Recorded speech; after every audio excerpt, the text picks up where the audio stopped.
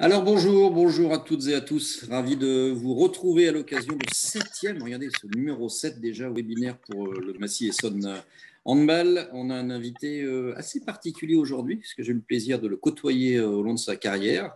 Mais quand on parle d'un sportif, il y a forcément un après. Et il va nous raconter plein de choses sur une reconversion qui était plus ou moins pensée, mais il reste dans l'univers du sport. Alors, auparavant, on va faire un petit point quand même sur ce club qui fait grandir. Mathéus Vivian, on va le découvrir effectivement dans quelques instants. Mais j'aimerais faire un point avec Stéphanie sur l'actualité, parce qu'il y a toujours une actualité dans un club de hand qui essaye de survivre dans ce monde de brut. Oui, bonjour tout le monde. Alors voilà, c'est le dernier webinaire du MEHB. On a la chance de recevoir Mathéus Vivian. Concernant le club du Massier-Saint Handball, eh bien, on vient d'être éliminé en quart de finale de play-off. Cependant, je suis fière des joueurs parce qu'ils ont réalisé une belle saison. Ce fut compliqué avec la gestion du Covid et puis le nombre de blessés qu'on a eu.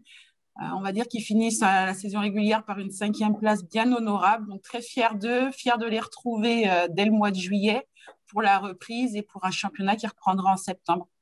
Donc voilà. Et puis, sur ce webinaire-là, très contente, Mathéus, très contente de ta présence et hâte de vous retrouver après la saison prochaine pour d'autres webinaires qui s'annonceront aussi très sympathiques. Merci beaucoup à Stéphanie, merci aussi à Constant Derham qui a préparé. Est-ce qu'on a quelques photos de notre homme? Alors, on va mettre tout de suite les choses au clair parce qu'on a quand même un homme qui a 3 passeports. On sait que dans le Ouais. football, dans le handball, le foot, ça a posé problème à une époque, les passeports brésiliens, que ce soit à Strasbourg ou à Saint-Étienne. Alors, Mathéus ou Mathéus, déjà, première chose, monsieur? En France, Mathéus. Ouais. Au Brésil, Mathéus. Et en Italie, comment on dit? Est-ce que alors, toi, tu as 3 passeports italiens. Oui. Tu vas nous expliquer quand même, est-ce que c'est parce que tu as retrouvé de la famille en Italie que tu as pu venir jouer en Europe? Bonjour tout le monde. C'est vraiment sympa d'être là, de pouvoir échanger avec vous. Non, je suis d'une famille d'origine italienne à la base. Donc, ma maman, elle est des immigrants italiens qui ont été envoyés au début du siècle 19 au Brésil, du siècle 20 pour peupler le Brésil et notamment cette région sud du Brésil qui était dégarnie. Il fallait bloquer les frontières. Donc, et ça, c'était des immigrants italiens qui ont été envoyés, des Allemands. Donc, Et tu me confirmes, il n'y a pas eu d'embrouille sur ta carrière, tu avais des vrais passeports, tu as eu le droit de jouer finalement. mon passeport, il a été plusieurs fois contrôlé. Ça c'est une J'imagine. vérité. Ça, c'est une vérité. Le consulat a dû beaucoup de fois intervenir pour dire que c'était un vrai passeport. Donc voilà, je venais d'une famille italienne, j'ai eu le passeport italien avant même de devenir footballeur professionnel. Et après, une fois en France, j'ai demandé le passeport français. Là, beaucoup plus pour une question aussi d'identité, parce que mes enfants, ils sont nés ici en France et je tenais à cœur qu'ils se retrouvent au niveau de ce sentiment d'appartenance. Je dirais rien de plus de normal qu'ils aient aussi la nationalité française. Alors Mathéus, je disais en préambule qu'on a eu l'occasion, pour moi c'était une chance, c'était un plaisir de te commenter, parce que c'est ce qu'on appelle un défenseur qui savait défendre debout, parce qu'un défenseur qui est au sol, c'est un défenseur qui peut être à moitié éliminé s'il n'a pas réussi la première coupe. Mais c'est vrai que cette carrière en France, quand on regarde ton parcours et qu'on voit qu'en 1999, tu gagnes la Coupe du Monde des moins de 17, on t'imagine plus un avenir en Ligue 1, dans des grands clubs européens. Qu'est-ce qui a fait que tu n'as pas franchi ce cap du... C'est pas du super haut niveau, c'est pas blessant et tu le sais en plus. Ah Mais non, bien sûr. voilà, je pense que quand tu as 17 ans et que tu gagnes cette Coupe du Monde avec les jeunes du Brésil, c'était quoi cette génération-là? Et qui a réussi au très très haut niveau? Et qu'est-ce qui a fait que tu n'as pas franchi cet échelon finalement? On a une double génération qui a été,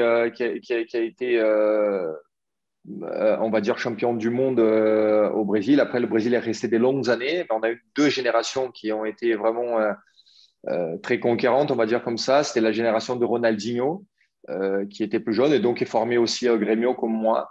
ou lequel j'ai eu le plaisir de côtoyer au centre des formations. Et après, ma génération à moi, c'était plutôt des joueurs comme Thiago Motta, Adriano, Maxwell, notamment, je parle plus pour ceux qui ont joué en France et peut-être plus connus pour les Français. Euh, et après, oui, après, j'étais jusqu'à Espoir. Et là, en Espoir, on a eu une génération de folie. Robinho, le petit Diego qui a joué en Allemagne, Kaka, Luisan, le défenseur. C'était vraiment une très, très, très belle génération brésilienne. Moi, Christophe, cette question, je pense qu'elle m'a été posée toute ma carrière. À un Ça t'a moment suivi toute donné, ta carrière par la force des choses. ouais, j'ai été sollicité très jeune par des grands clubs européens, l'Inter de Milan, l'AC Milan, l'Ajax et tout ça. Et j'ai été finalement transféré à l'Eintracht Francfort. Mais en même temps, C'est j'en moins ai eu. glamour sur le papier. Hein. Ouais, exactement. Mais en même temps, j'en ai eu beaucoup, beaucoup des collègues à moi qui ont été aussi, comme moi, champions du monde et qui n'ont pas fait une carrière pro. Donc, euh, donc est-ce que ça s'équilibre à la fin, finalement, je dirais, et aussi par mes choix. Par exemple, quand j'étais transféré à l'Eintracht Francfort, j'avais Leverkusen qui me proposait aussi, mais c'était plutôt pour un rôle de faire partie du groupe, d'un petit jeune qui arrivait à 20 ans en Allemagne, de progresser, alors que l'Eintracht me proposait de temps de jeu. Et j'ai toujours fait ce choix-là. J'ai toujours fait le choix d'y aller sur le terrain. Et aussi par des clubs où il y avait un engouement. J'ai toujours aimé ça. J'ai voulu des clubs qui me proposaient aussi de la passion du foot, où je pouvais me retrouver aussi la raison pour laquelle je suis devenu footballeur, en fait.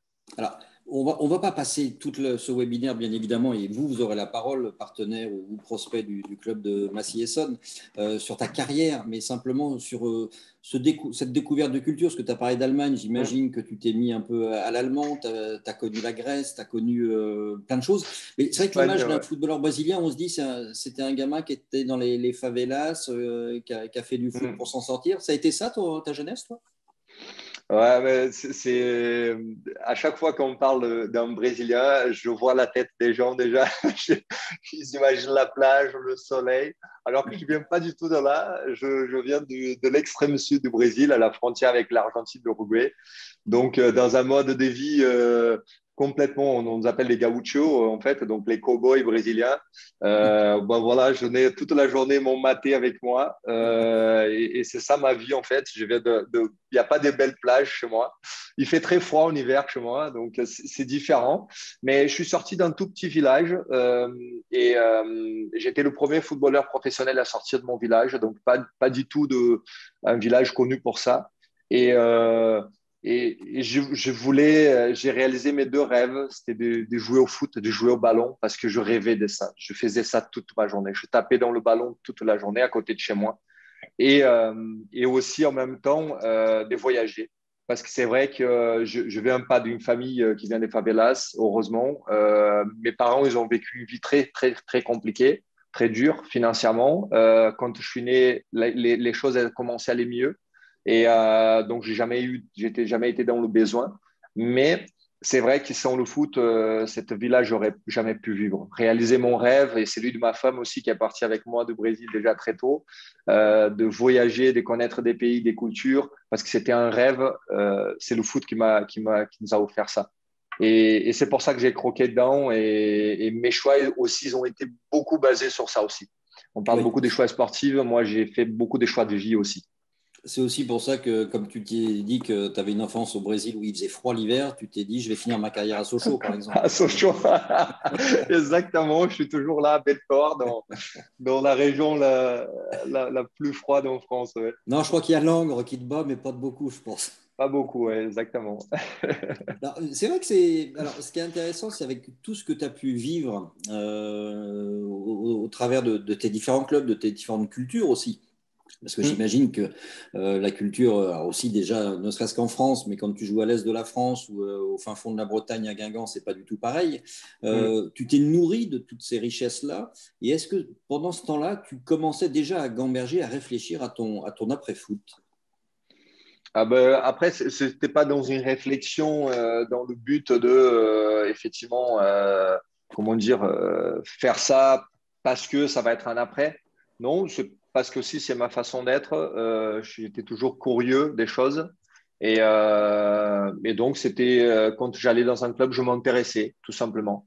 Quand j'étais en Allemagne, j'ai voulu apprendre l'allemand. Quand j'étais en Espagne, j'ai appris l'espagnol. Quand j'étais en France, j'ai voulu apprendre le français.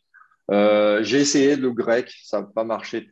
Mais les endroits où humainement je ne me suis pas retrouvé, mon choix il était très vite fait. Et ça, c'était le cas de la Grèce. Je suis parti au PAOK Salonique, donc un grand club, dans des très belles installations, dans de très belles conditions. Et très rapidement, je me suis aperçu que humainement, je ne me retrouvais pas dans cet univers-là. Et mon choix, il était de revenir en France. Donc voilà, c'est comme je disais, mais j'ai pris ces choix. Ça m'a beaucoup, beaucoup aidé pour mon après. Mais ça, je pense que ça vient beaucoup plus de ma façon d'être, de ma façon de vivre, que dans quelque chose de calculé ou maîtrisé pour qui on disait, bah, après, j'aurai des bénéfices par rapport à ça. Je pense que ça, c'est vraiment un savoir-être, un savoir-vivre, en fait, chacun porte le sien, on va dire. Alors, ton parcours de footballeur ne te permet pas aujourd'hui de vivre sur la plage de Copacabana. Tu n'as pas gagné les mêmes sommes que ton jeune compatriote Neymar, qui ne parle pas bien français par rapport à toi, et pourtant qui s'inscrit maintenant dans la durée du championnat de France avec le Paris Saint-Germain. On te posera forcément une question autour de Neymar. Mais tu as un lien aujourd'hui fort, quelque part, avec le PSG, mais c'est un lien business. Oui, oui, oui, oui, effectivement. T'as signé au PSG? Non, c'est pas exactement ça. Bah, moi, j'étais en fait, aujourd'hui, à la fin de ma carrière, donc, j'ai créé une société de développement de jeux de portables. Cette société-là, donc, Mais ça se fait pas d'un claquement de doigts, ça. Tu y avais réfléchi ou tu as été approché? Ah non, non, là, c'était un claquement de doigts. C'était, en tout cas, la création de ma société, c'était une coïncidence. Aujourd'hui, c'est qui est mon associé, un très bon ami à moi, qui, lui, par contre, il est développeur de jeux vidéo. En tout cas, il voulait se lancer dans ça parce qu'il faisait ça informellement et il voulait se lancer dans ça comme métier. Et à ce moment-là, j'étais plutôt dans ma dernière année de carrière. Je savais que j'allais arrêter. Et je cherchais tous en les projets. 2017, c'est ça? En 2016, ouais, j'ai fini en 2017, en 2016, donc c'est quand je me suis investi dans ma société. Et à cette année-là, tout ce qui bougeait, j'y allais en fait. Je voulais m'essayer. Pendant longtemps, pendant footballeur, je ne me permettais pas de m'investir dans d'autres choses parce que je me rendais compte de la chance que j'avais de faire ce métier-là et je voulais me donner à 200%. Et là, par contre, à la fin, je voulais m'essayer, voir qu'est-ce que ça me plaisait, qu'est-ce que ça me plaisait pas. Et donc, je suis rentré dans cette société. Au début, c'était plutôt pour m'amuser et on faisait du Toi, tu n'es pas licensing. de la génération des footballeurs qui passent à faire des soirées, non pas avec les potes et les cartes, mais soirées en console de jeu, les Ah soirées non, ouais, FIFA. pas Tu du tout. n'as Hein. jamais fait ça, toi? Non, non, pas du tout. Hein. Moi, je suis pas un gamer. À la base, je jouais informellement comme un joueur, comme tout le monde jouait, quoi, avec mes potes et tout ça, mais j'étais pas un joueur. Et d'autant plus quand après que j'ai eu mes enfants, là, la console, elle était vite. Ma femme, elle a viré de la maison. Donc, le temps, il était destiné clairement aux enfants. Et ouais, mais c'est vrai que je suis rentré là-dedans et je me retrouvais dans cette partie licensing notamment, donc de acheter des licences pour avoir les Alors, droits comment ça marche? d'utilisation. Parce que ça Ouais. peut paraître un peu obscur comme ça. Alors, moi, j'aimerais que tu Mm. te lances un peu dans un jeu de handball. Il y en avait un, et je crois que Stéphanie, tu as joué très longtemps. C'était quoi, Mhm. Pro Un Manager très bon Handball? jeu. Mais bon, c'est pas aussi ludique que les animations de foot. C'est quoi acheter une licence au Paris Saint-Germain, par exemple? Comment ça se fait? Nous, on avait donc déjà dans la société cette idée-là de travailler des jeux casuels qu'on appelle. C'est des jeux qu'on joue informellement, qu'on reste pas très longtemps, on reste 5 minutes, 2 minutes quand on est dans le métro et on joue très rapidement sur le portable. Et nous, on voulait mettre des marques là-dedans en fait. Le souci, c'est que dans le business model, ça colle pas trop parce que les marques, normalement, ça coûte très cher. Et ça, c'est des petits jeux qui, forcément, ils n'ont pas des revenus, des folies comme peuvent avoir des grands jeux comme FIFA ou Manager ou des choses comme ça. Et, euh, et donc, nous, on s'est retrouvés, on avait cette envie de faire en sorte que les marques elles deviennent populaires au niveau du jeu vidéo. Et donc, on est parti, évidemment, par mes contacts, ça a profité parce qu'on a pu avoir peut-être des licences à des prix beaucoup plus intéressants que des grandes sociétés de jeux vidéo. Et du coup, on a approché le PSG. On s'est collé un peu à leur stratégie digitale, des développements digitaux. Et là, on achète les droits d'utilisation d'images. Donc, on a le droit d'utiliser la marque du club et les joueurs dans le jeu vidéo auquel on va exploiter. Et donc, c'est basiquement un modèle assez simple, si on peut dire comme ça, sur le principe. Et donc, du coup, on a lancé notre jeu du PSG. C'était autour de ce jeu que la boîte, c'est une application elle a gratuite. grandi. Oui. Alors, comment tu parlais de business model, et ça, c'est intéressant pour les partenaires qui nous suivent, pour Stéphanie aussi dans la construction des budgets, avec voilà, des avenirs qui restent toujours incertains avec la pandémie, avec des droits télé qui ne viennent pas grossir les budgets, surtout dans le handball. Comment vous gagnez de l'argent avec ce genre de jeu? Ben nous, on va gagner sur deux façons. C'est soit les achats intégrés dans l'application ou alors sur des jeux plus petits comme ça, on va gagner aussi sur la pub, sur les pubs qui vont couper le jeu et qui vont les annonces publicitaires. Aujourd'hui, c'est que nous, on travaille parce qu'aujourd'hui, depuis ça, on a développé. Donc aujourd'hui, on travaille avec le PSG, avec Arsenal, avec Manchester City, Benfica. Bientôt un autre grand club européen. Mais nous, par contre, c'est qu'on est. Mathéus, j'ai pas entendu le nom. Ouais, ça parle un peu espagnol, mais non, en fait, c'est plutôt dans l'idée ou de travailler aussi du sponsoring dans le jeu vidéo et à l'intérieur, l'intégrer dans le jeu, dans l'expérience de jeu et pas des pubs qui coupent l'expérience de jeu. En fait, on veut les intégrer et même des achats ou lequel on pourra faire.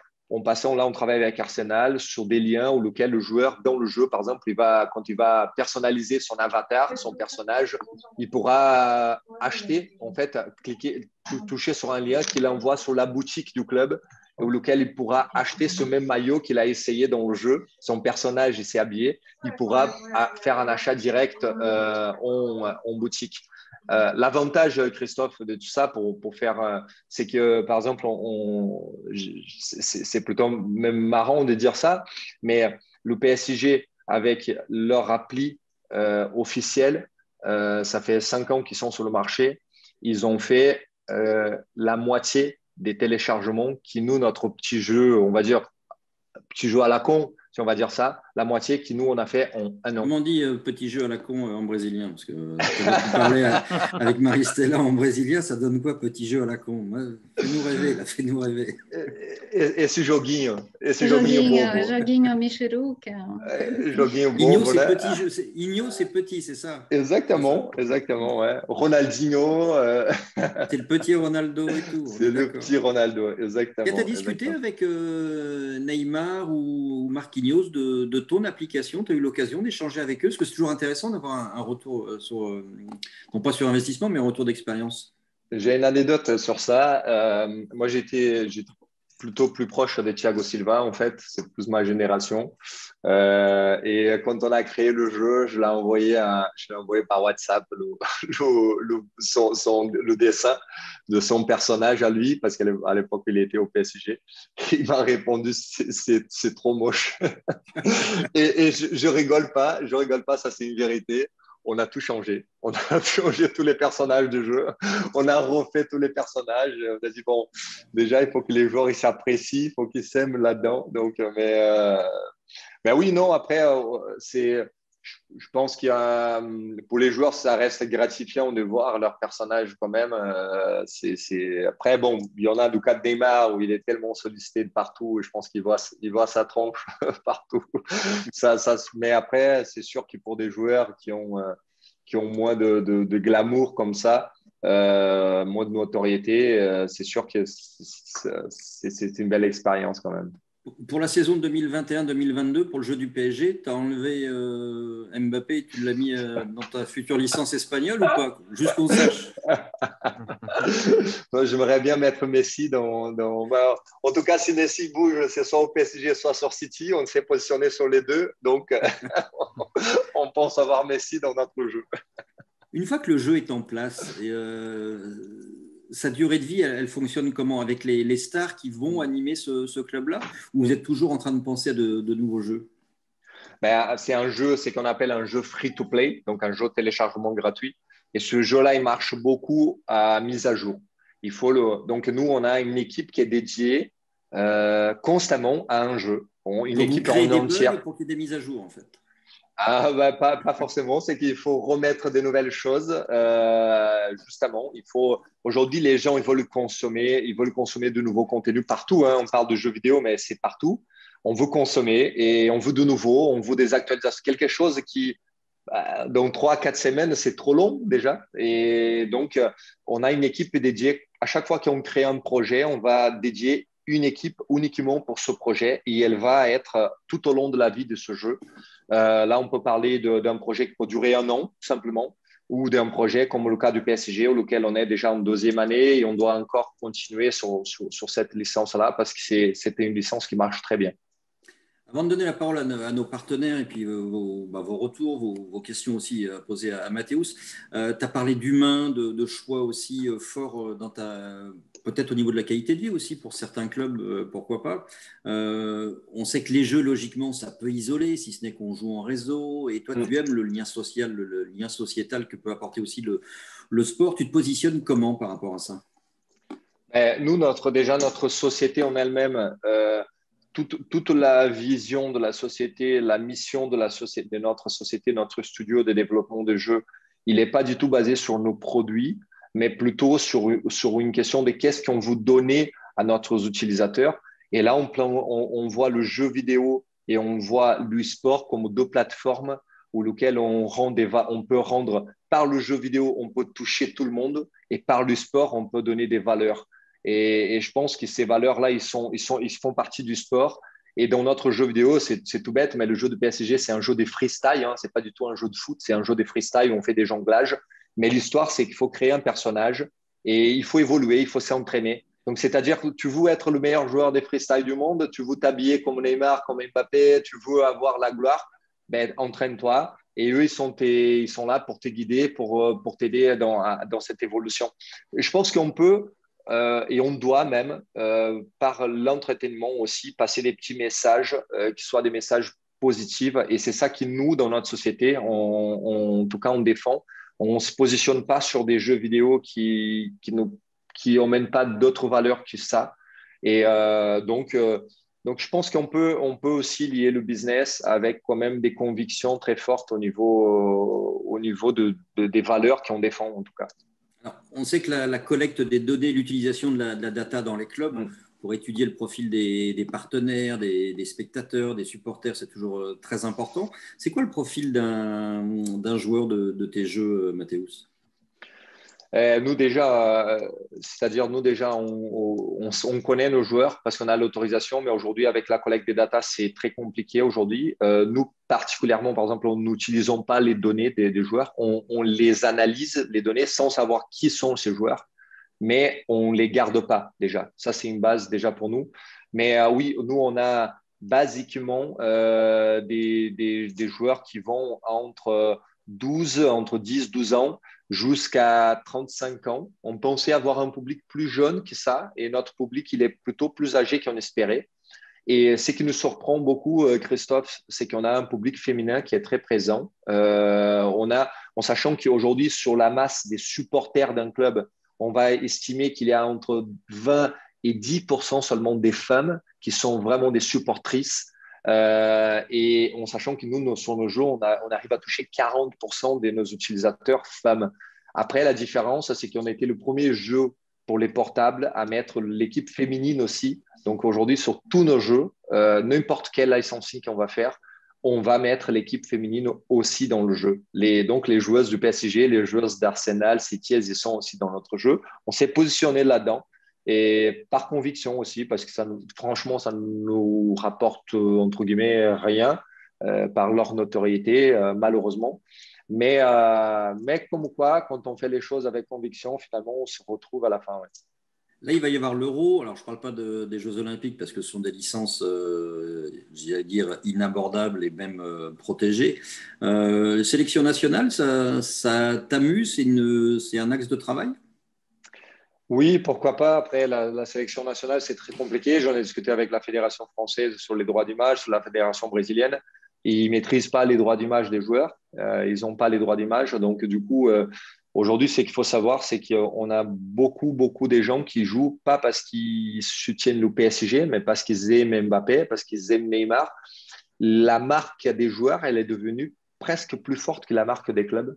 C'est dur à dire ça pour un club de foot ou pour n'importe quel club, mais cette marque, cette identité, aujourd'hui, la jeune génération, elle s'identifie peut-être plus avec les joueurs qu'avec un club. Ils suivent même et changent même des clubs par rapport au parcours d'un joueur qu'ils admirent, en fait. Et donc, c'est un comportement de société et lequel, évidemment, nous, on va s'y positionner là-dedans aussi. C'est-à-dire qu'on va faire beaucoup d'études sur la marque club, sur la marque de chaque joueur, sur les réseaux sociaux, comment ils sont actifs, quelle est leur notoriété partout dans le monde. On va suivre ça. Donc, je pense que dans le cas de l'Euro, on se positionne bien parce qu'on a beaucoup de joueurs qui jouent l'Euro et qui sont dans nos jeux. Donc, nos jeux ils sont très sollicités par les stores en ce moment pour la période de juin à juillet. Oui. Stéphanie, quand on entend Mathéus, c'est cette envie de partage, parce que ça correspond à ses choix de club. Moi, j'ai eu l'occasion, effectivement, on s'est côtoyé régulièrement et il y a toujours eu ce côté d'être tourné vers les autres. Ça ne donne pas envie, finalement, d'essayer de créer un jeu avec, pourquoi pas, une expérience fan quand on est dans la salle? Oui, ça donne envie. Après, là, ce qu'ils disent qui est important, Mathéus, c'est que finalement, les supporters ou les fans, leur référence, c'est le joueur. Et voilà, et finalement, le travail qu'il y a à faire chez nous à Massy, en tout cas, c'est d'avoir des joueurs qui donneront envie aussi à des fans de pouvoir s'inscrire au jeu et ce ne sera pas forcément par Massy. Donc, je pense que c'est un travail qui peut-être au foot, la notoriété, où je pense qu'au rugby, il y a une plus grosse notoriété. C'est à réfléchir, je pense, avec Mathéus, où lui serait capable de me dire, compte tenu Je suis sûr qu'on peut créer de... entre guillemets un petit jeu, un Ouais, Igno, là, il faut rajouter Igno, mais pas à la con, un petit jeu autour d'un match de hand avec du public, c'est faisable ça la techniquement. question que je me pose, Mathéus, c'est est-ce qu'il serait possible de faire quelque chose, mais avec les partenaires? C'est-à-dire que ce ne soit pas les joueurs, les acteurs, comme dans une structure comme la mienne, mais Mmh. est-ce que d'avoir des partenaires qui soient eux acteurs qui ce soient eux en fait finalement les joueurs de hand, je vais y prendre, j'ai vu qu'il y avait Tatoff, Hotel Hilton, de les prendre eux plus que le joueur aujourd'hui. Est-ce que tu penses que ce serait faisable? Ou Bien sûr, ouais, ça c'est un autre modèle de jeu vidéo auquel on va accentuer beaucoup plus sur l'expérience et pas forcément sur une monétisation de jeu. Et évidemment que ça c'est des choses que ça se font très bien. Aujourd'hui c'est la tendance, c'est ce qu'on dit, c'est la gamification de toutes les interfaces. Et parce que ça pourrait être un jeu un vrai jeu ou ça peut être tout simplement la gamification déjà des choses existantes d'une application d'un club ou d'un site ou des choses comme ça, ou lequel on aura une expérience d'amusement. Cette ouais, notion, tout le monde aime ça, c'est quand on met un classement, quand on met des points, on récolte des points parce qu'on a fait des choses. Et ça crée un lien. Parce qu'il y a beaucoup d'études qui disent aujourd'hui, Steph, qui, par exemple, sur nos portables, dans quelques années, on n'aura plus d'applications ou lequel on ne va pas ouvrir quotidiennement. On va les enlever de notre portable. Et c'est-à-dire que quelque chose auquel elles ne font pas partie de notre vie quotidiennement, on ne veut pas. Et ça, c'est vrai pour tout, en fait. Et là, on rentre aussi dans le projet club. Aujourd'hui, moi, je travaille beaucoup dans la partie sociétale, dans les projets de développement des clubs. Et quand on parle de sociétal, c'est ça. C'est qu'aujourd'hui, ça ne suffit pas pour… Pardon? Mathéo, c'est quoi ces projets? Ce qu'on dit, on parle souvent du rôle sociétal du sport, mais si on veut mettre des actions concrètes derrière ces mots, ça correspond à quoi? Ouais, simplement pour faire un petit contexte quand même, Christophe, j'aimerais revenir à la fin de ma carrière justement, auquel moi j'ai présenté à l'UNFP un projet de la création. Donc l'UNFP, c'est le syndicat des footballeurs. Je présentais à la création d'un service d'accompagnement aux footballeurs qui avaient envie de faire des initiatives sociales. On sait que dans le foot, ça se fait partout, des joueurs qui font des choses comme ça. Mais qui sont jamais accompagnés ou alors ils font beaucoup des choses par le club mais c'est pas des choses à eux, en fait. Donc, du coup, ça devient plus une obligation et ça dégage même de temps en temps une mauvaise image parce qu'on dit, oh, c'est des hypocrites, c'est pas vrai, la Parce pub, qu'il y elle a est pas pas mal de vraie. clubs et avec Ouais, Stéphanie et les partenaires de Massy, on a eu Laurent Nicolin il y a quelques semaines de cela dans un ouais, webinaire. Et c'est vrai que alors je ne sais plus quel est le terme exact de sa fondation, mais il emmène pas mal de joueurs dans des écoles, dans des hôpitaux. Et mhm, pour avoir suivi pas mal de reportages, on sent quand même si ça n'appartient pas et que ce n'est pas une action directe de leur part, tous ces joueurs qui s'y prêtent sont investis quand même humainement. Ils bien ont sûr. conscience que la maladie peut frapper n'importe où et que l'argent ne tombe pas du ciel. Et on va plus large que ça. On va pas uniquement dans la partie, dans l'assistance, on va dans l'engagement écologique, on va dans beaucoup de ça. Donc, ce service, ce projet à l'ENFP, il a vu le jour. Il a été créé. Aujourd'hui, c'est un service à l'ENFP sur un mouvement qui s'appelle Positive Football. Moi, j'ai collaboré pendant 2 ans. Après, j'ai pris la décision de partir. Mais aujourd'hui, ça que tu dis, Christophe, c'est d'actualité aujourd'hui parce qu'il y a ce besoin justement de répondre à des attentes des gens. Les gens, ils veulent plus uniquement attendre le week-end pour avoir un lien avec son club. Ils veulent aujourd'hui quotidiennement savoir des nouvelles. Ils veulent voir que leur club s'investit dans des choses qui ça leur correspond à eux. Pour revenir aux footballeurs, on a fait des enquêtes qui ont été faites avec 700 joueurs professionnels en France. Donc là, on parle des 60% quasiment des joueurs professionnels en France. Et il y en a 75% des footballeurs qui souhaitent s'investir. Il y en a 25% qui sont déjà investis et 50% d'autres qui souhaitent s'investir et qui ne savent pas trop comment faire. Donc, on voit ce mouvement, cette envie de bien faire, de faire des choses. Par contre, c'est là où mon cheval de bataille, en fait, c'est dire que ça, il faut que ça vienne de l'intérieur. Il faut de l'intérieur du club. C'est-à-dire, il faut qu'il y ait une envie des joueurs de faire ça. Et le club, les clubs souvent et les ligues, elles sont pas à l'écoute des joueurs, en fait. Et je vois la ligue de foot sans aucune critique. Hein. C'est pas un attaque à la ligue qui met aujourd'hui même pour On dit avoir c'est pas interdit d'attaquer la Ligue, hein. Si tu veux l'attaquer, il n'y a pas de. Ça non, me non, gêne non, pas. non, parce que je pense qu'ils font des très belles choses, mais aujourd'hui, ils imposent, par exemple, au club, là, il y a eu la dernière journée, la campagne contre l'homophobie, des joueurs qui ont porté le maillot. Oui, toi, tu C'est n'aimes pas trop ce imposé. côté obligatoire à chaque fois, la journée Non, du moi, fair play, je pense etc., etc. que ben, l'année dernière, ça a même porté des préjudices parce qu'avec l'histoire du brassard, il y aurait des joueurs qui n'ont pas voulu porter le brassard contre l'homophobie. Je pense pas. Je pense que des causes, on la défend parce qu'on a conviction et parce que là, on dégage quelque chose de vrai aux gens. Et c'est ça que les gens ils veulent voir aujourd'hui. Ils veulent voir de la vérité. Et même sur la communication, moi, je dis toujours, avant de communiquer, faisons quelque chose.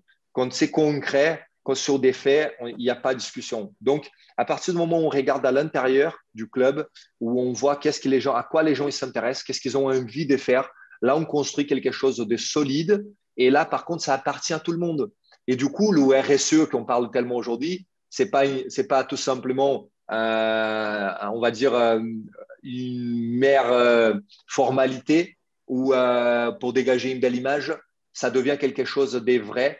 Et je suis sûr qu'on est capable aussi de se retrouver, et c'est ça le plus important, économiquement dans le club, dans ce modèle-là, Christophe. Pour moi, je reste persuadé qu'aujourd'hui, quand on crée quelque chose, je connais un peu la situation de Montpellier, quand on crée des fondations ou des choses comme ça, mais qu'on ne l'inscrit pas dans le projet du club, qu'on fait ça parce qu'il faut faire ça pour l'image, ça, c'est des courtes durées. Parce qu'à le premier imprévu qu'on aura, on va couper ça et c'est pas, parce que ce n'est pas inscrit dans le projet du club. Donc, je pense qu'il y a moyen de construire des choses qui est bénéfice aussi pour le parti sportif, parce qu'il faut rappeler qu'un club, il vit pour le sport. Sa finalité, elle est la compétition. Et donc, tout ce qu'on fait, il doit avoir un lien, pour moi, c'est mon avis personnel, avec la compétition. Donc, c'est ça que je défends. Stéphanie, par rapport à ce que dit Mathéus, est-ce qu'un club du niveau de Massy a le temps ou, entre guillemets, l'économie pour s'engager aussi à sa propre échelle sur ce type d'action? Oui, après, il faut cibler. On en a beaucoup échangé avec Mathéus. Il ne faut pas se disperser. Voilà, aujourd'hui, on a choisi par rapport à Match for Green, on s'est inscrite, mais on tient ce cap et on se l'est fixé sur une longue durée. On n'ira pas ailleurs parce qu'on n'est pas capable de le faire et on n'a pas l'infrastructure. Donc, aujourd'hui, eux, les joueurs, justement, comme dit Mathieu, ont adhéré à ce projet, justement, par rapport aux déchets plastiques. Donc, eux, ils adhèrent. Donc, c'est facile aussi de mettre en place. Et là, tu as raison. Et puis, ça parle à nos bénévoles, ça parle à nos partenaires. Donc, nous, on va continuer sur cette ligne-là et on n'ira pas ailleurs parce qu'on ne sera pas bon, parce qu'on n'a pas l'effectif, parce que ça ne va pas forcément nous parler. Mais là-dessus, Constant et moi, et puis l'ensemble du club, on se bat sur cette directive-là. Mais je partage complètement l'avis de Mathéus. Et je demande beaucoup de conseils à Mathéus en off. Alors, justement, Mathéus, avant de rencontrer Stéphanie, tu connaissais quoi du handball? Ben, moi, ça se trouve, moi, dans chaque ville où j'ai été, j'ai toujours suivi du sport local. Donc, par exemple, quand j'étais à Grenoble, j'ai suivi les saisons du hockey, j'y allais. Et notamment quand j'étais à Nantes, j'ai allé voir le hand quasiment, je ne veux pas dire tous les matchs, mais oui, très, très, très régulièrement, duquel je connais un peu d'ailleurs les anciens joueurs. Donc, le hand, je connais plutôt de ça. Quand j'étais à Ça t'a Metz, il y toujours, avait est-ce des que quand tu étais festivals. footballeur et que tu jouais, ça t'a toujours énervé qu'on parle de ce qu'on parle, c'est important dans les échanges de partenaires, dans la construction de ce business-là au travers du sport. Ça t'énervait qu'on dise l'argent c'est le foot et les sports qui ont des valeurs, c'est le rugby, c'est le handball. Oui, bien sûr qu'on on s'y sent touché, on s'y sent concerné, évidemment. On va pas. Après, on ne prend pas, je prenais pas ça en attaque perso. Il faut pas non plus exagérer, mais c'est sûr parce que dans ce milieu-là, il y a des gens qui sont bien et parce que aussi, il faut mettre dans le contexte correctement les choses. C'est-à-dire que le foot déjà, c'est par principe, c'est un sport populaire. C'est peut-être le seul sport où on fait partout et on n'a pas besoin d'infrastructures, rien pour jouer au foot. Donc, il est accessible pour tout le monde. Et là, donc, c'est-à-dire qu'on va toucher à tous les niveaux sociaux. Et, euh, et aussi parce qu'il y a beaucoup d'argent. Aujourd'hui, malheureusement pour le rugby, on commence à avoir plus d'argent et on commence à voir aussi pas les mêmes problématiques que le foot, mais on commence aussi à voir une image aussi qui s'y perd un peu euh, parce il y a de l'argent, il y a du business, parce qu'il y a plus de la partie médiatique. On sait aujourd'hui tous les réseaux sociaux qu'est-ce qu'ils sont capables de faire mal. Euh, donc, euh, donc, moi, je dirais que c'est malheureusement, ça fait partie de la société et c'est aussi une forme de consommation aussi. Les gens, ils veulent voir ça. Qu'est-ce que, je sais pas, quand un journaliste dit qu'il s'il fait un article, un portrait d'un joueur, il y aura tant pour cent des clics et quand il fait le buzz sur quelque chose, il y aura 10 fois plus. Vite fait le choix éditorial de la presse. Et donc, forcément, on vit de ça, on consomme ça. Alors que moi, je pense pas du tout que ça soit la règle, en tout cas. Alors, tu parles de consommation, alors ça ne te concerne pas directement parce qu'on sait qu'à Sochaux, Montbéliard et Belfort, par exemple, bon, on ne va pas parler de terrasses qui ont ouvert, donc il faut attendre le 9 juin parce que les restaurants qui ont pas de terrasse, c'est quoi là? Mais ouais, moi, comme je suis quand même plutôt sympa et tout, tu vas avoir une question en Brésilia, ça va te faire du bien, tu vois, toi, des partenaires qui suivent régulièrement nos webinaires, les hôtels plus ou moins fermés, on ne sait jamais d'ailleurs si tu veux descendre quelque part, si l'hôtel est ouvert ou pas, ou pas. On voit une salle de restaurant vide derrière Marie-Stella de Maria qui va prendre la parole, mais qui va t'interroger en brésilien et qui fera un point aussi voilà, sur cette réouverture, parce que une équipe de sport, c'est aussi la mise au vert, c'est la collation, sont des endroits importants pour un club. Alors, Mm. selon les budgets, tu vas dans des endroits différents, mais voilà, c'est le lien social, il se passe là aussi pour un club. Maristela de Maria, je ne vais pas dire bonjour en brésilien ou je ne sais quoi, Bom débrouillez-vous sur dia. la... Bon dia. Allez, une question à Mathéus en brésilien pour un peu de chaleur. Oui, oui, chaque fois, oui. Je suis je suis désolée parce que j'étais à droite, à gauche aussi. On a repris là aujourd'hui, il y a ce peu. L'hôtel Arrivère, c'est un petit mot. Alors Oui, déjà ça y est, ça a sur votre rouvert, oui. établissement. Ouais, bah, je sais pas, oui, on a eu la chance d'accueillir quelques équipes donc des hand et une équipe de rugby dans notre hôtel. Qu'est-ce qu'il faut, Mathéus, pour accueillir les footballeurs alors? Non, mais en Oi, brésilien, un truc. sim, o que que a gente precisa fazer para fazer os jogadores virem aqui no nosso hotel? Moi, après, je pense qu'il y a ce qui était important je pense que pour tout le monde quand on y va, c'est qu'évidemment, qu'on soit bien accueillis et qu'on mange bien, parce que on va râler même si un repas sportif il est très encadré et quand on mange, quand ça arrive et que c'est froid ou que ça met trop de temps à arriver, ça va râler. Donc ouais, moi je dirais que le plus important, évidemment, pour les sportifs, ça reste quand même d'être bien accueillis d'avoir une salle adaptée pour manger et bien manger. Après, je sais que dans tous les clubs, je pense que dans toutes les disciplines, et le foot, c'est pareil, ils ont déjà leur contact. C'est ça. C'est plutôt de contacter les intendances des clubs. Parce que c'est eux qui décident. Les joueurs, ils n'ont rien à voir là-dedans. C'est les intendances des clubs qui décident souvent où ils vont y aller.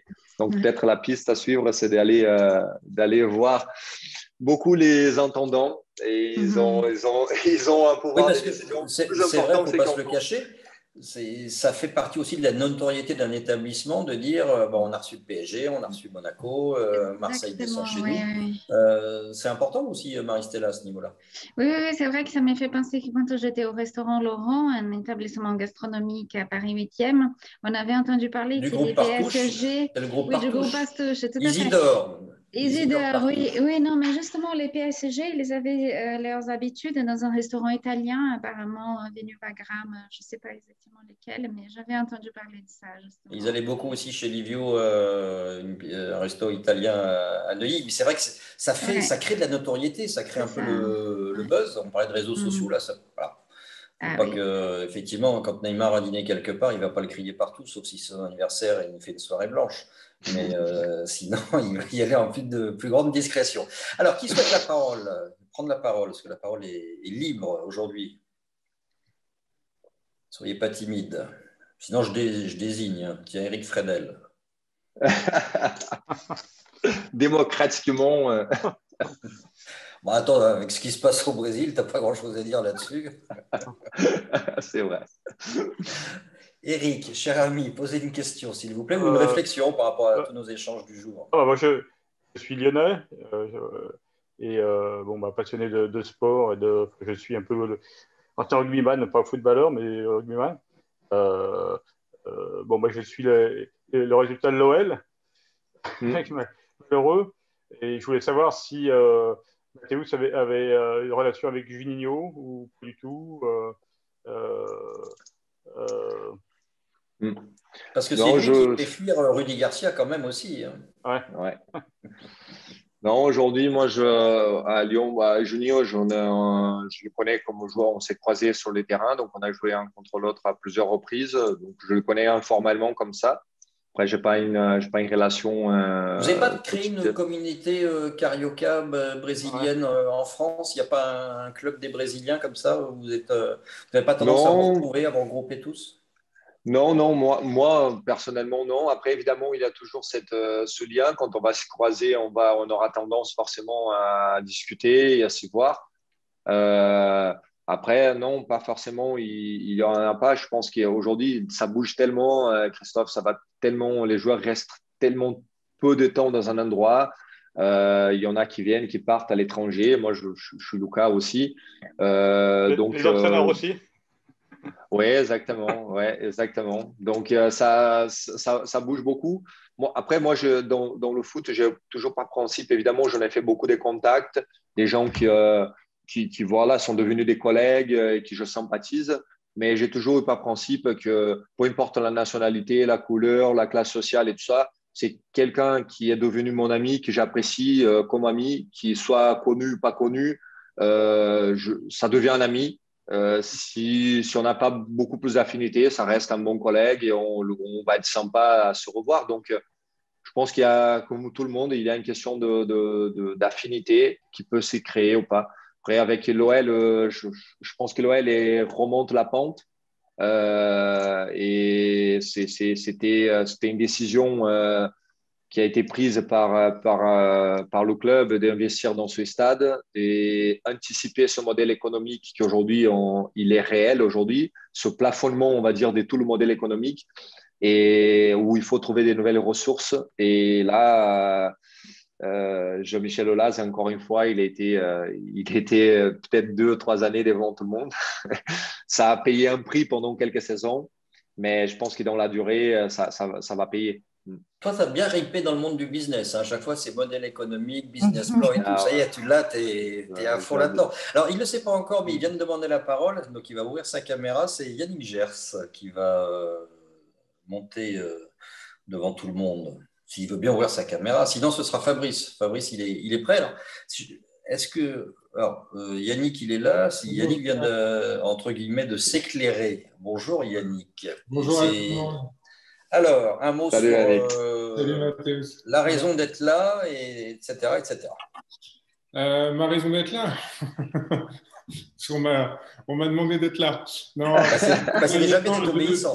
Donc, première qualité, obéissant. Ça, c'est bien. Voilà. Je connais Mathéus, donc ça me faisait plaisir d'être là, d'écouter ce qu'il avait à nous raconter. Et pour démarrer, en fait, Mathéus, je voulais te dire, je ne sais pas si tu le sais, mais tu viens en une demi-heure de casser les clichés sur le footballeur et redorer l'image du football en général, parce que tu es simple, tu es humble, tu es intelligent et en plus, tu parles français. Donc, c'est 4 grosses qualités qu'on n'a plus vues chez un footballeur depuis très longtemps. Alors, bon, tu n'as pas fait… Yannick, sincèrement, c'est un peu excessif. Il ne faut pas non plus tout cristalliser sur Neymar, mais quand on voit des gens comme Marquinhos, comme Thiago Silva qu'on évoquait, sont des gens qui me semblent totalement respectueux. Je force le trait volontairement, mais pour connaître Mathéus, c'est quand même… Stéphanie disait qu'elle s'appuie sur lui de temps en temps sur des conseils. C'est quelqu'un qui est disponible, qui est à l'écoute et ça fait plaisir d'avoir des sportifs comme ça. Et donc voilà. Alors, pour revenir au sujet, j'ai peut-être raté des épisodes, mais c'est quoi le nom de ton application? Parce qu'on en parle, mais concrètement, moi, je veux la télécharger depuis tout à l'heure. Mais ils me mettent rien. En fait, ça s'appelle PSG Football Freestyle. Ok, d'accord. PSG Football Freestyle, c'est le nom de l'application qu'on est sur les stores. Merci pour les compliments quand même. Mais c'est sur Android, smartphone. Ouais, exactement. Sur Android, pas les Nokia. Les vieux Nokia, c'est pas la peine. Minitel, ça fonctionne pas. Non. Il faut quand même que ça soit des smartphones. Ouais. Je voudrais donner, merci. Yannick, une autre question? Non, oui, j'ai une vraie question. En fait, tu parlais tout à l'heure de Thiago Silva, d'utiliser les noms des joueurs.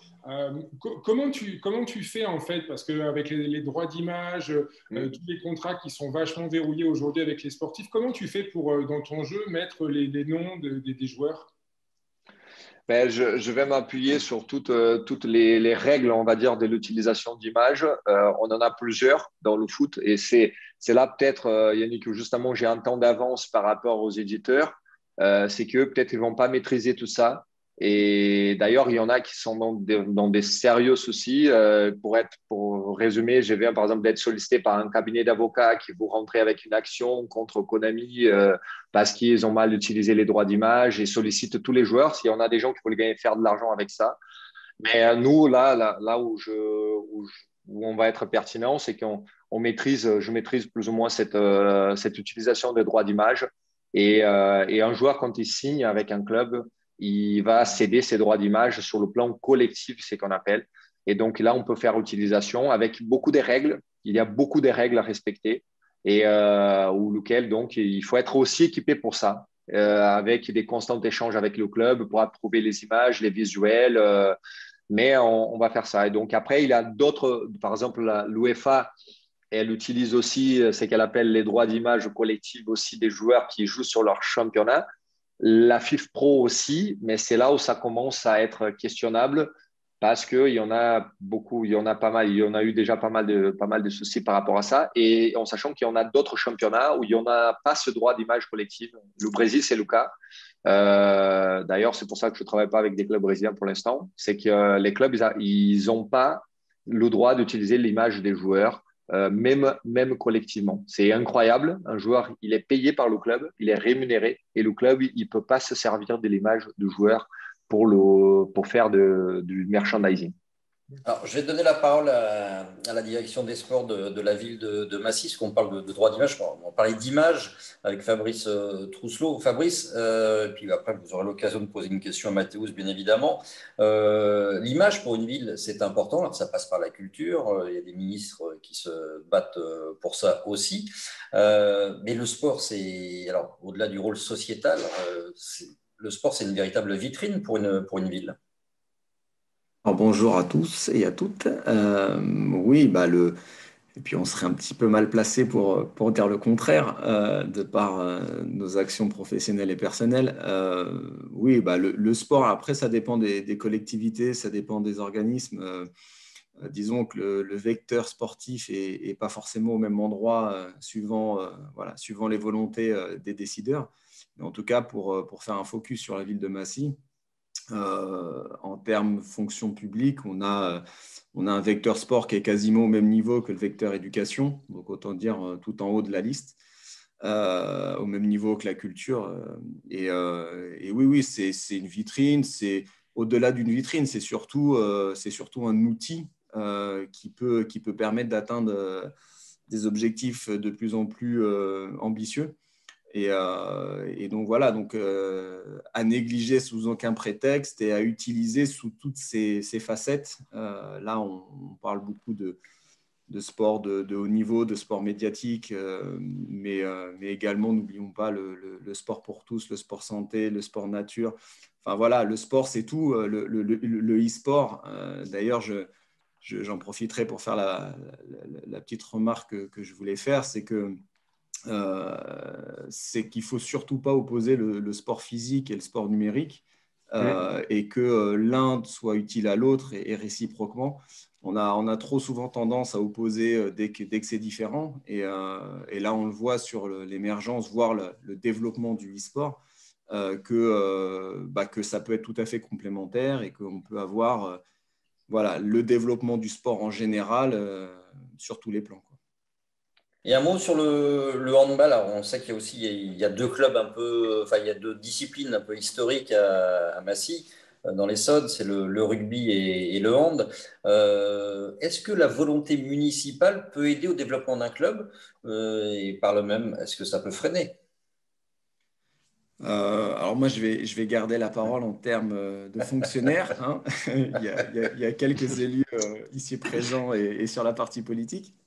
Non, au niveau plus concret, admin et technique, il est évident que la collectivité est un partenaire majeur pour le développement d'un club, d'une association, voire après d'une société, même si les rapports sont différents. Donc oui, ça se joue. Rares en France sont les clubs qui se sont faits tout seuls. Voilà, ne serait-ce qu'au niveau des infrastructures, sans parler de l'aspect financier, mais ne serait-ce qu'au moins pour se lancer au niveau des infrastructures, avoir un lieu pour, et ça va peut-être faire sourire Stéphanie, mais avoir un lieu que l'on peut considérer comme un outil de développement économique, c'est la base pour qu'un club puisse déployer ses ailes et atteindre d'autres horizons. Oui, ça qui n'est pas toujours évident avec les changements de municipalité, de dirigeants, de faire perdurer, ou en tous les cas de faire grandir un club. Stéphanie, ça, toi, dans ta carrière, puisque tu as été aussi joueuse de très haut niveau, tu sentais, puisqu'on parlait de reconversion tout à l'heure avec Mathéus, est-ce que toi, tu devinais qu'il y avait toutes ces connexions hyper complexes entre un dirigeant de club et les partenaires et les collectivités locales, par exemple? Oui, on se rend compte qu'on est complètement, en tant que sportif, en fait, on ne sait rien. on connaît pas du tout le fonctionnement d'un club, la complexité. Aujourd'hui, je me rends compte sur le poste, mais je tire un grand chapeau à tous ceux qui sont derrière et qui font un travail énorme pour que nous, on puisse s'occuper que du sportif et être dans les meilleures conditions possibles sur le terrain. Et aujourd'hui, avec le recul, je pense qu'à des moments, on a manqué de reconnaissance envers toutes ces personnes qui se mobilisent pour nous faire briller. Oui. D'où l'importance aujourd'hui des commissions bénévoles, de mettre en avant les bénévoles, tous les serviteurs du club finalement.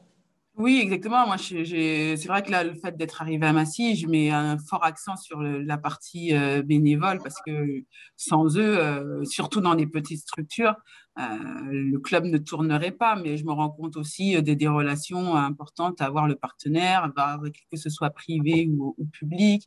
D'habitude, on s'intéresse peut-être plus à nos spectateurs, mais les partenaires font vivre le club. Et on ne se rend pas compte, les bénévoles aussi. C'est pour ça que là, lors du dernier match, on a spécialement invité tous nos bénévoles gratuitement, tous les partenaires, bien évidemment. Et puis voilà, tous ceux qui ont vraiment œuvré pour le club sans jamais rien demander en retour et ils suivaient. Donc on se devait de faire ça. Puis on avait fermé au public parce qu'il n'y a pas que l'argent. On s'en moque d'avoir de la billetterie. Ce qui compte à un moment, c'est de la reconnaissance. Elle ne le dit pas trop fort, parce que sinon, il y aurait des invitations à la salle l'an prochain. Non, mais sur cette partie-là, le bénévole a besoin de reconnaissance et on se devait de faire ça. Donc, Fabrice, vous avez une question ou une réflexion par rapport à la trajectoire de Mathéus? Que ce qui est intéressant avec Mathéus, c'est effectivement ses choix de vie, ses orientations, sa tête bien faite. Il a le profil pour être un jour président d'un club, non, Fabrice? Oui, déjà, félicitations Mathéus pour tout le chemin accompli. Alors moi, ça résonne un peu et je le ferai très très court, mais les propos sur le foot et sur l'argent et sur la modestie me parlent beaucoup parce que j'ai humblement connu un petit peu le monde du football professionnel il y a quelques années. Et après, sur le principe de vouloir transmettre et encadrer, et c'est vrai que c'est un milieu très compliqué. T'étais où, Fabrice, c'était où? J'ai joué au Stade Rennais. Très bien. Pendant 2 ans. Et en fait, derrière, c'est une histoire un peu particulière, mais je ne pense pas qu'on ait le temps de vraiment développer, mais c'est surtout le rapport à l'argent. Et le foot doit nous servir d'exemple parce qu'on le voit, les rapports sont différents. On est dans une société voilà, où malheureusement tout tourne autour de ça. Et quand on veut cultiver des belles valeurs, on se rend compte qu'on a des obstacles compliqués à passer. Et donc, le travail qui est fait et la volonté qui a été décrite par Mathéus est remarquable parce que l'argent est important, mais ça ne fait pas tout. Et ce qui compte, c'est surtout le rapport à autrui, les relations, le plaisir, le fait de transmettre. Et là, on y est, quoi. Donc, un nouveau domaine, un développement. On touche, et ce qui est bien avec le e-sport, c'est qu'on sort aussi des registres classiques du sportif lambda où il faut avoir quelques prédispositions physiques. Là, on touche tout et tout public. Donc, on a parlé tout à l'heure des genres, on a parlé des origines, on a parlé de tout, et c'est ce qui est remarquable, en tout cas dans l'action qui est développée, c'est que là, c'est universel en fait. Donc voilà, à 200% derrière, quoi. Est-ce qu'il y a une autre question? Christian Victorien, pour l'instant, il a été silencieux mais attentif. Oui. Je suis déjà très content de connaître Mathéus. Je le découvre et je suis agréablement surpris. C'est vrai qu'il est rare d'entendre justement des footballeurs qui mettent en avant plus leur état d'esprit et leur conviction personnelle à la place de l'argent. Donc ça, c'est quelque chose qui est quand même très fort. Donc merci beaucoup pour ça. Ta reconversion est aussi intéressante parce que justement tu passes par le e-sport. Moi j'ai déjà entendu parler et le e-sport est quelque chose qui vient en complément du sport physique effectivement. Alors moi je constate une chose, comme tout à l'heure tu avais dit, il y a beaucoup de femmes qui se connectent dessus en e-sport. Ils sont toujours sur leur téléphone. Oui, non mais c'est vrai que alors je ne sais pas d'où cela vient, mais c'est vrai que beaucoup de femmes au travers de cet outil-là, je dirais, s'identifient à des sportifs et font des choses à ce niveau-là. Peut-être qu'elles n'osent pas ou qu'elles n'ont pas le temps d'aller faire du sport en physique, donc elles le font comme ça. Et c'est vrai que je vois pour nous, pour le hand par exemple, il va falloir qu'un de ces jours, on y pense à faire cela et à attirer encore plus, je dirais, les femmes, à les faire connaître justement et aimer le hand. Pourquoi? Parce que le hand, effectivement, pour moi, apporte des valeurs qu'on découvre, nous, déjà avec notre club tous les jours. Hein. Je dirais, c'est extrêmement riche de ce côté-là. Et ça, c'est quelque chose que, moi, en venant au club et donner un coup de main en tant que bénévole, voilà, ça me touche. Et ça, ce sont des choses que j'ai envie de donner. Je ne dis même pas transmettre, parce que je ne suis pas un professeur, mais de donner. Et après, prendront ce que peuvent, je dirais, nos partenaires et autres, et de venir justement les aider dans ce sens-là. Je dirais, notre leitmotiv était de dire le club qui fait grandir. Il n'y a pas que, il fait grandir aussi bien une société, donc nos partenaires, mais il peut faire grandir à l'intérieur de nos partenaires des personnes qui souvent justement n'osent pas se montrer et n'osent pas le faire. Donc à nous de trouver à chaque fois, le club, de trouver les moyens de pouvoir faire sortir et mettre en lumière ces personnes qui derrière, je sais, eh ben, ils ont des potentiels énormes. Et je dirais, c'est un petit peu ce qu'on recherche. Bon, je dirais, le Covid est passé par là, donc c'est un petit peu plus difficile. Il n'empêche que, moi, de ma réflexion personnelle, peut-être que grâce au Covid, on est en train de redécouvrir ou de se découvrir que notre vie d'autrefois, eh bien, c'était quelque chose qui était de la routine. Se rencontrer les copains, le machin et tout, même aller à la cantine et manger avec les collègues, c'était devenu une routine.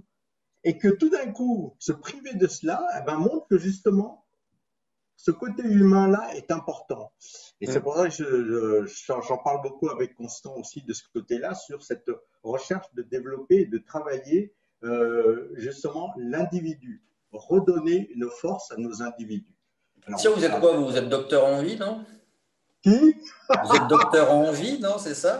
Ah non, mais ça a toujours été je dirais ma raison d'être.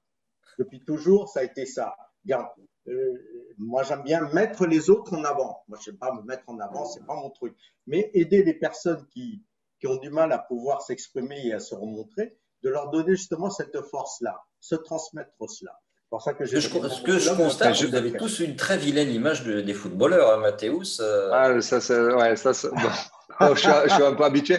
Je me permets, Christophe, de rebondir justement, c'est Christian, il a dit, et Fabrice aussi, il y a un lien avec… C'est déjà au niveau du jeu vidéo, du gaming, il faut savoir qu'aujourd'hui, c'est une statistique en France, 100% des moins de 15 ans jouent aux jeux vidéo. Donc, si quelqu'un des moins de 15 ans ne joue pas, c'est une exception. Donc, c'est un menteur, ou un menteur.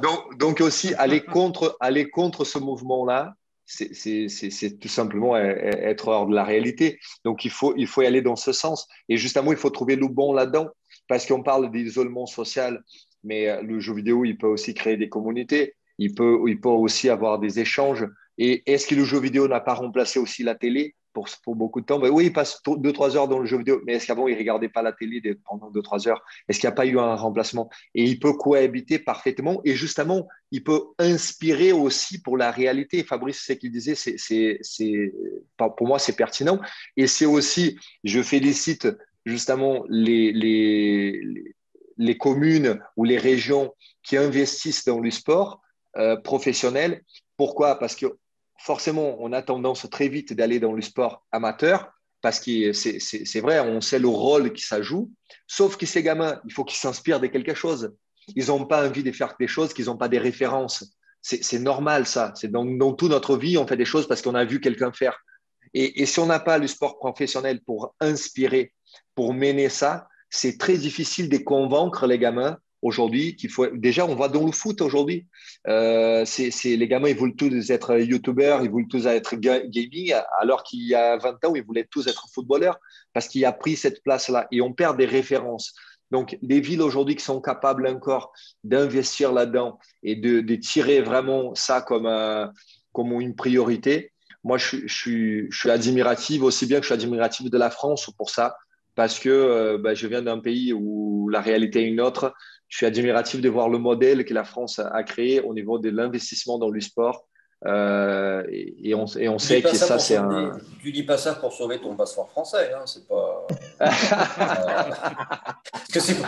En fait, le temps tourne, tu vois, c'est la boucle de l'histoire. Je me dis, tiens, on va peut-être repartir au Brésil et tout. Parce que toi, tu as fait la fac à Limoges, pas pour étudier ni les Weston, ni la porcelaine, mais pour te perfectionner dans du management, pour te former à ça en tous les cas. Tu t'imagines quoi, toi, dans 5 ans, 10 ans, avec une fonction dans le sport ou pas? Je sais pas, c'est un milieu que j'ai eu le plaisir d'être collègue de Steph. On a eu une très, très belle promo.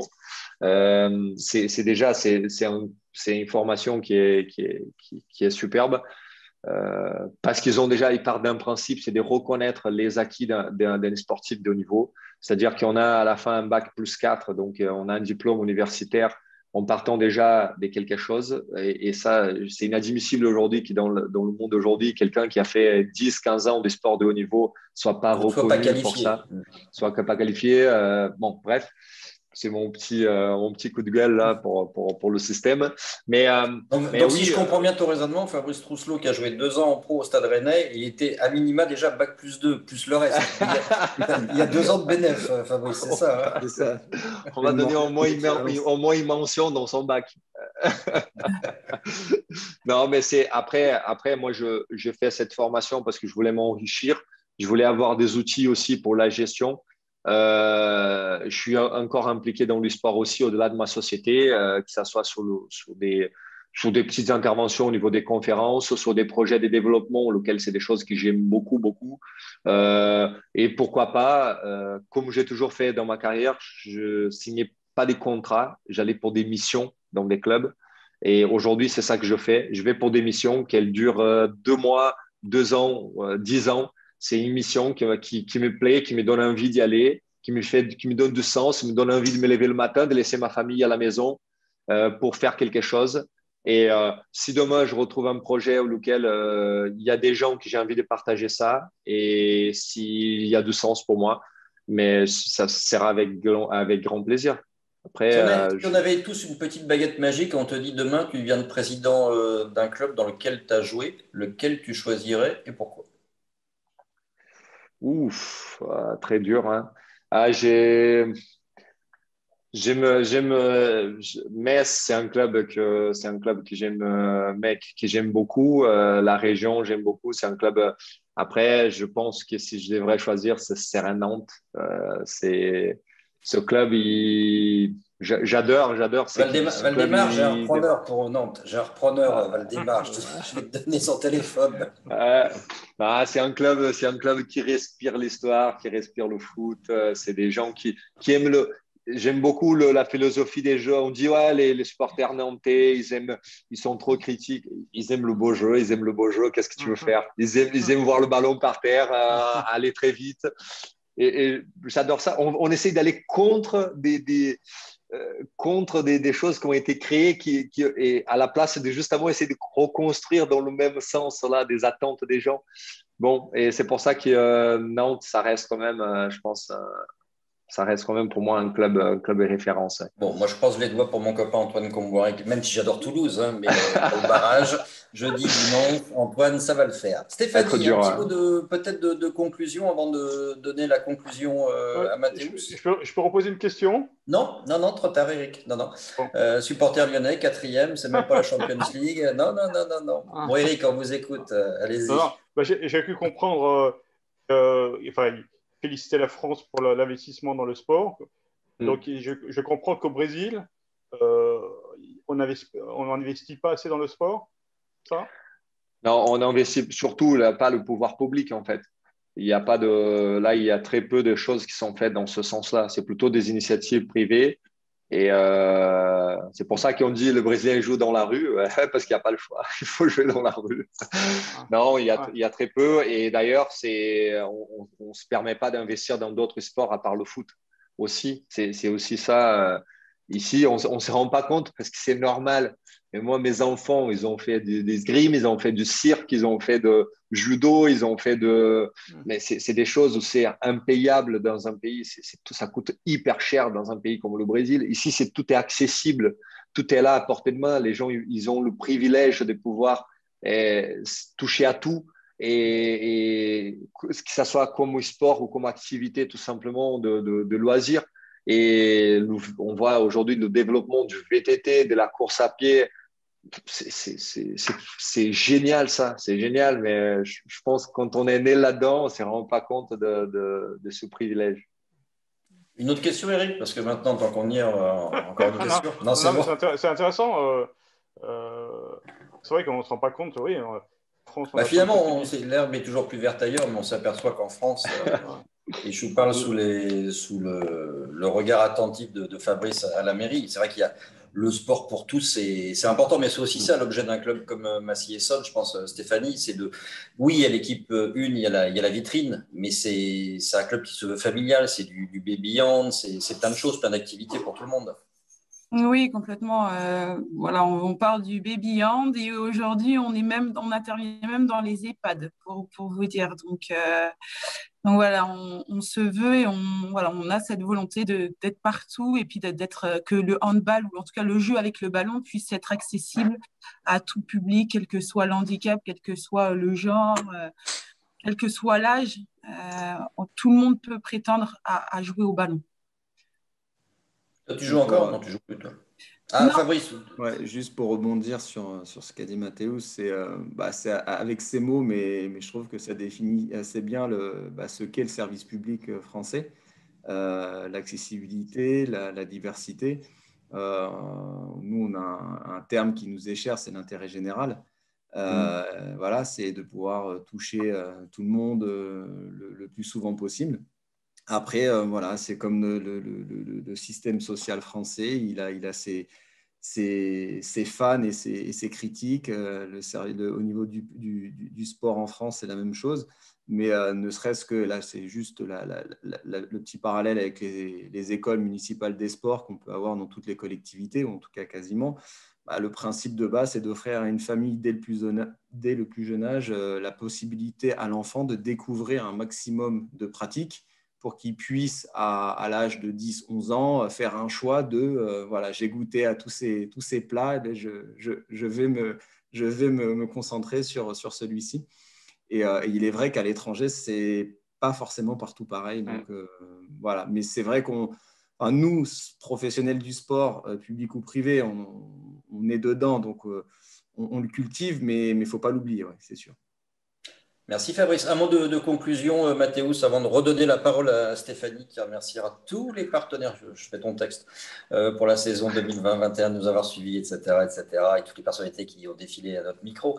Mais ça, tu feras ça très bien. Mathéus, un petit mot de conclusion. Déjà, merci de nous avoir accueillis comme ça dans ton univers, retracer ton parcours qui se veut un peu atypique. Ça part d'une Coupe du Monde des moins de 17 remportée avec le Brésil, et puis ces voyages un petit peu partout en Europe avec cette reconversion déjà réussie, puis plein de projets en tête. On sent que ça fourbille. T'es loin de t'arrêter, non? Oui. Ma femme, elle devient folle parce qu'elle dit que quand je suis silencieux, c'est que j'ai une nouvelle idée déjà. Mais non, mais je voulais vraiment remercier pour l'invitation. Te remercier, Steph. Tu sais que on a un lien particulier et je dis ça devant Yannick, donc il n'y a pas de souci. Parce que je pense qu'on a des valeurs qui se ressemblent. Christophe, ça m'a fait vraiment plaisir aussi par le destin. Attends, je ne t'ai pas croisé autour d'un terrain, mais ça tombe bien. Dans les nuits froides, on se voyait toujours dans des nuits très froides. C'est vrai aussi, le lundi soir. Exactement, donc là, ça fait plaisir. Mais pour finir, pour moi, ça, c'est le résumé de pourquoi j'aime encore le sport, pourquoi j'aime cet univers-là, alors que peut-être j'aurais la possibilité de partir de cet univers-là. C'est parce qu'on a toujours l'occasion de justement découvrir des gens, d'écouter un peu les avis des uns des autres, de voir comment ça fonctionne ailleurs. Et c'est cet échange humain qui est pour moi intéressant. J'apprends autant que j'en donne, voire plus, avec chaque échange que je fais, avec une petite conférence que je vais faire dans une boîte, des choses comme ça. Je sors de là plus riche. Et pour moi, c'est ça le plus important. C'est parce que le reste, ça passe. Les matchs dans ma carrière, j'avoue que je les ai oubliés beaucoup. Par contre, les gens que j'ai croisés, les échanges qu'on a pu avoir, ça reste. Et je pense que c'est les valeurs les plus chères du sport. Et ça me revient pourquoi j'ai choisi de jouer au foot, pourquoi j'ai voulu jouer au foot toute ma vie. Donc, je vous remercie beaucoup pour avoir l'occasion d'échanger, de vous écouter aussi. C'est quand même top de parler de valeur et de richesse sans parler d'argent dans le foot. Merci beaucoup. Mathéus, Stéphanie, je te laisse le soin de la conclusion. Déjà, Mathéus, le jeu, je l'ai téléchargé parce que tu as dit que c'était accessible aux femmes. Regarde. Voilà. Et pourtant, je ne suis pas du tout jeu vidéo ou quoi que ce soit. Je suis très has-been là-dessus, mais voilà, je vais m'y coller.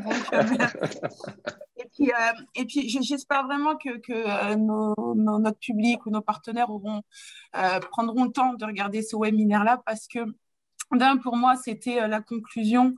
Mathéus, voilà, c'était la conclusion de cette webinaire que nous avons mené, mais je pense vraiment que je voulais sortir aussi un peu du côté entre guillemets bling bling parce que c'était génial avec Thomas ou que ce soit avec Chabal ou Nicolas, c'est des grands noms, mais je pense que ce que tu as vécu en tant que sportif et ta reconversion est tout aussi belle et méritait que notre public puisse entendre ce que tu avais à dire et qu'effectivement, le Massy-Esson Handball, ça touche tous les publics. Et voilà, je souhaite vraiment que les personnes et nos partenaires puissent regarder, parce qu'on l'a enregistré, donc que ce soit vu, parce que des fois, souvent, nos partenaires… Il faut que le Massy-Esson Handball devienne viral comme les jeux d'appli de Mathéus. Ouais. Je fais confiance à Constant pour faire une com pour ça et j'ai toute confiance à mon équipe.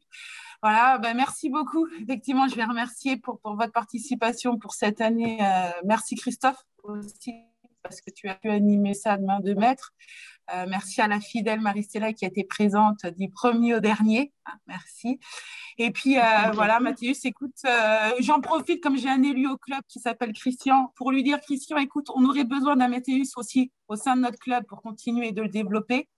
Parce qu'il est brillant et qui nous aiderait à continuer de grandir. Donc, allez me trouver du budget pour Mathéus, ça serait sympa. Parce que j'ai besoin de lui pour continuer à faire grandir le Massy-Esson Handball. Je remercie Christophe de sa présence sur tous les matchs. Christophe Porta, qui n'a pas dit mot, mais qui est aussi présent et qui, lui aussi, à titre bénévole, fait les photos au niveau du club. Et c'est ultra, ultra important.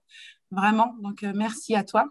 Merci Fabrice pour ta présence et je pleure déjà ton départ, vraiment, parce qu'il s'en va dans une autre ville, donc ça va être compliqué. On peut savoir où il y a Mercato, c'est où Exactement, c'est ça que j'allais dire. C'est pas que dans le foot qu'on voit des transferts finalement. Ça c'est un transfert qui m'arrange pas du tout. Il n'y a pas de secret. Courant l'été, je vais prendre la direction des sports de la ville de Versailles. Très bien, la patrie d'Amara Simba, toi, en restant sur le foot, lui, c'est l'homme à la bicyclette. Avec une dimension aux Jeux Olympiques assez prononcée. Ah oui. D'accord, ça y est, j'imagine déjà de l'aviron sur le grand bassin face au château. Ça existe et ça sera présent. Pour information, il y a une application pour aider le château de Versailles.